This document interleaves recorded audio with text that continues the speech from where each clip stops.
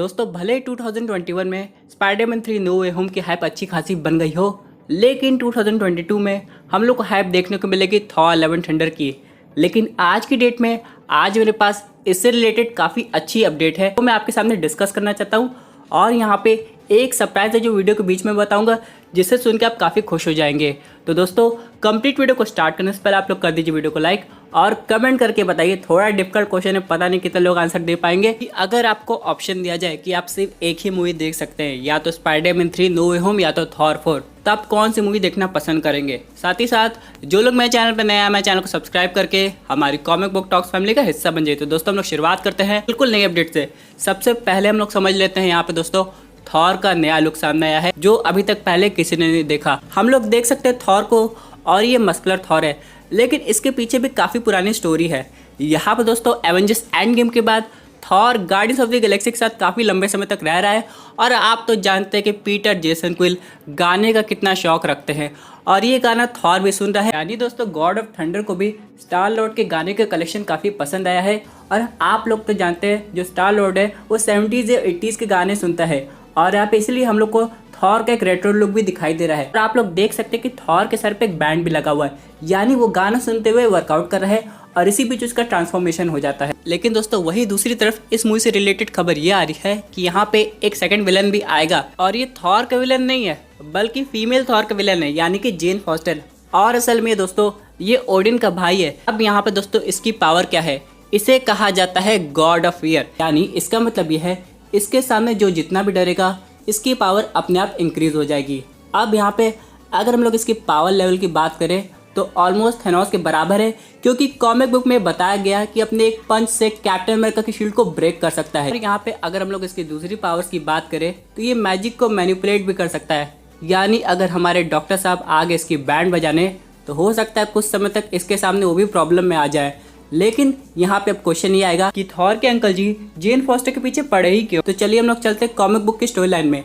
यहाँ पे असल में हुआ क्या था, जैसे ही थॉर अनवर्दी हो गया था और जेन फॉस्टर वर्दी हो गई थी, यहाँ पे ओडिन और अंकल जी को प्रॉब्लम हो गई थी कि ऐसा कैसे हो सकता है, कोई मॉर्टल बीइंग हैमर कैसे उठा सकता है। इसकी वजह से ओडिन से ज्यादा तो अंकल जी को गुस्सा आ गया, और जेन फॉस्टर को खत्म करने के लिए एक आर्मी भी भेज दिए थे। लेकिन किसी तरह थॉर ने जेन फॉस्टर को बचा लिया। ओडिन को कन्विंस भी कर लिया, यार जाने दीजिए यार, दिल का मामला है। ओडिन मान भी गए एक तरह से, लेकिन भाई चाचा जी कहाँ मानने वाले थे। इनको अभी तक प्रॉब्लम है और वो जेन फॉस्टर के पीछे पड़े रहे। बड़े अजीब आदमी थे यार, लेकिन चलो कोई बात नहीं। यहाँ पे क्वेश्चन आ रहा है कि सिनेमैटिक यूनिवर्स में ये क्यों आ रहे हैं? क्योंकि दोस्तों आप लोग तो जानते हैं कि टाइका वाइटिटी की थॉर 4 में जेन फॉस्टर वर्दी हो जाएगी। पता नहीं उसे हैमर कहाँ से मिलेगा, लेकिन हाँ उसके पास थॉर की पावर्स आ जाएगी। तब यहाँ पे इनके अंकल पता नहीं कहाँ से प्रकट होके आ सकते हैं। अभी तक हम लोग मार्वल सिनेमैटिक यूनिवर्स में जानते हैं कि हम लोग ओडिन को देखे हैं, और लेकिन उनके फैमिली मेंबर के बारे में ज़्यादा कुछ नहीं पता। हाँ हम लोग को थॉर रैग्नारॉक तक हेला के बारे में भी नहीं पता था, लेकिन वो आई ना। यानी दोस्तों थॉर के चाचा जी भी यूनिवर्स के किसी कोने में ज़रूर होंगे, और जैसे इन्हें पता चलेगा कि जेन फॉस्टर वर्दी हो गई है, ये उसके पीछे पड़ जाएंगे। लेकिन दोस्तों आप लोग सोच रहे होंगे उससे पहले तो कैप्टन अमेरिका भी वर्दी हो गए थे, तब वो क्यों नहीं आए? तो यहाँ पे दोस्तों कैप्टन अमेरिका वर्दी हुए थे, लेकिन वो थॉर के हैमर वापस उसी टाइमलाइन में रख दिए थे, और पास्ट टाइमलाइन में जाके पैगी कार्टर के साथ जिंदगी बिताने लगे थे। दोस्तों अब हम लोग समझते हैं कि सिनेमैटिक यूनिवर्स में इनके साथ क्या हुआ होगा। तो हो सकता है दोस्तों ओडिन ने इन्हें एग्जैक्टली वैसे ही कैद किया होगा जैसे उन्होंने हेला के साथ किया था। इनके और ओडिन के बीच में एक फाइट हुई होगी, जहाँ पे ओडिन जीत गए होंगे और इन्हें जाके कहीं काल कोठरी में बंद कर दिया होगा। अब बाद में ये वापस आए होंगे। लेकिन दोस्तों ये बदला सिर्फ थॉर से नहीं लेंगे, बल्कि थॉर से रिलेटेड चाहे जितने भी लोग हो सबसे ही बदला ले सकते हैं, और हो सकता है आगे जाके हमें गॉड बुचर के साथ काम करते हुए भी नजर आए। और दोस्तों अगर मैं आपको एक और स्पेशल बात बताऊं इनके बारे में, तो इनके पास एक हैमर भी है जो एग्जैक्टली थॉर के हैमर जैसा है, वो भी बना है उरू मेटल से। भाई थॉर तो गॉड ऑफ थंडर है, इसलिए उनके जो हैमर है उनमें से बिजली दिखाई देती है हम लोग को। लेकिन पता नहीं इनके अंकल जी के हैमर से क्या निकलेगा। इसके बाद चलिए बात करते अपने अगले अपडेट की, जिसका आप लोग वेट कर रहे थे। यहाँ पे दोस्तों एक अच्छी खबर आई है कि थॉर 4 लव एंड थंडर की फिल्मिंग कंप्लीट हो गई है, और आप लोग जानते हैं एक हफ्ते तक ये जो फिल्मिंग है वो चली न्यूयॉर्क में। यानी दोस्तों हम लोग को लग रहा है जो फाइनल फाइट सीन होगा वो यहीं पे होगा। और अगर यहाँ पे ये सब कुछ हो रहा है तो हम लोग को कुछ लोकल एवेंजर्स भी दिखाई दे सकते हैं। अब यहाँ पे ऑडियंस ये चाहते हैं कि थॉर 4 में अगर ये सब कुछ अर्थ पे हो रहा है, ये फाइट होते हुए अर्थ के एसगार्ड से शहर तक आ गई है, तो यहाँ पे हल्क को तो आ जाना चाहिए, और हो सकता है शी हल्क भी आ जाए। क्योंकि दोस्तों मैं आपको बताना चाहता हूँ शी हल्क की जो टीवी सीरीज़ है वो इस मूवी से पहले आ रही है, और यहाँ पे हम लोग को ये नहीं पता कि मार्क रफेलो के साथ आगे क्या होने वाला है, यानी क्या वो इनक्रेडिबल हल्क में कन्वर्ट हो जाएंगे या तब भी वो प्रोफेसर हल्क रहेंगे।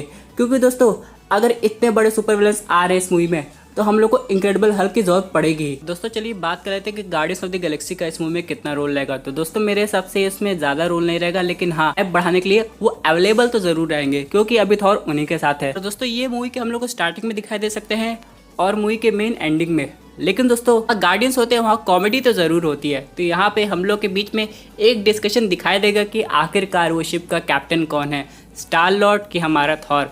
वैसे दोस्तों यहाँ पे स्टार लॉर्ड जरूर थॉर को मोटिवेट किया होगा इनडायरेक्ट वे में, इसीलिए थॉर अपना वजन घटा लिया होगा। इसके बाद दोस्तों हम लोग स्टॉर्म ब्रेकर के अपग्रेड के बारे में समझ लेते हैं। आप लोग को याद होगा एवेंजर्स इन्फिनिटी वॉर में जब इट्रीज का स्टॉर्म ब्रेकर पे काम कर रहा था तो उसका हैंडल खोज रहा था, लेकिन ग्रूट ने क्या किया, उसने अपने हाथ का सेक्रीफाइस कर दिया था, जिसकी वजह से थॉर को स्टॉर्म ब्रेकर मिल गया और बच भी गया था। लेकिन आपको पता है उसका हैंडल अभी भी वहाँ मौजूद है। तो हो सकता हो एक समय ऐसा आएगा कि गॉड द गॉड बुचर से फाइट करने के चक्कर में उसका जो स्टॉर्म ब्रेकर का हैंडल है जो कि ग्रूट के हाथों से बना हुआ था वो टूट जाए। इसलिए थॉर को अपना नया हैंडल बनवाने के लिए वापस से इट्री के पास जाना पड़ेगा और इट्री उसे वही हैंडल दे देगा जो एवेंजर्स इन्फिनिटी वॉर में उसके पास था।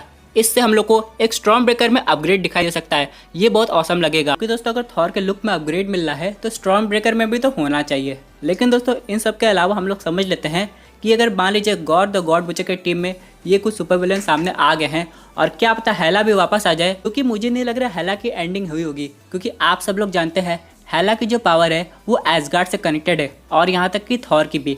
अब यहाँ पे ओडिन ने थॉर से क्या कहा था कि एसगार्ड लोगों से बसता है ना कि जगह से। तो यहाँ पे जैसे थॉर ने नया एसगार्ड बिल्ड कर लिया होगा तो यहाँ पे हो सकता है हेला की पावर वापस आ गई होगी और जो अभी हेला डीप स्लीप में चली गई होगी सर्टा के वार से वो वापस जिंदा हो गई होगी, जिसकी वजह से वो हो सकता है गॉड द गॉड बुचर के साथ टीम अप हो। अब हम लोग समझते हैं दो टीम्स कैसे डिवाइड हुई है। पहली तो थॉर की टीम जिसमें हम लोग को फीमेल थॉर दिखाई दे रही है, फिर यहाँ पे हरकुलिस आ रहा है, जियोस आ रहा है, उसके बाद हल्क। अगर यहाँ पे सब कुछ अर्थ पे भी होता है तो गार्डियंस को हम लोग कैसे भूल सकते हैं। और ड्रैक्स के पास तो इनविजिबल होने की पावर है, यानी जब थॉर की team God the God butcher की टीम से फाइट करेगी तो हम लोग को मिनी एवेंजर्स एंड गेम का एक्सपीरियंस तो जरूर हो जाएगा। यहाँ पे हम लोग फाइनली मूवी के एंड में एक रिस्पॉन्सिबल थॉर को देख सकते हैं जो एसगार्ड संभाल सकता है।